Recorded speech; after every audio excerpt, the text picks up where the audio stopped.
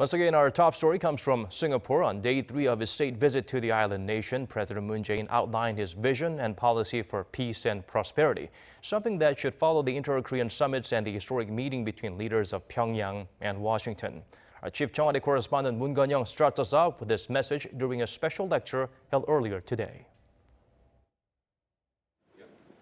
In a city-state which just a month earlier saw the leaders of North Korea and the U.S. come together for a historic summit, South Korean President Moon Jae-in laid out his vision and policy for lasting peace and denuclearization on the Korean Peninsula, one as daring as the one he presented in Berlin a year ago.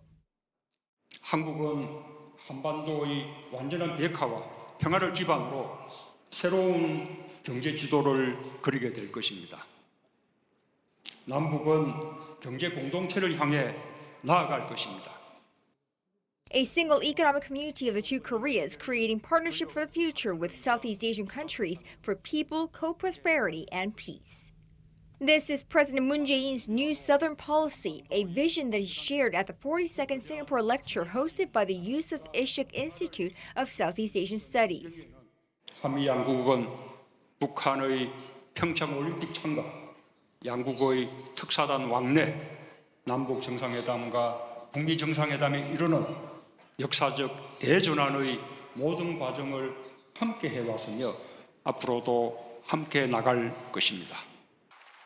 The South Korean president also made sure to send out a message to North Korean leader Kim Jong-un, a message of prosperity, but with a premise.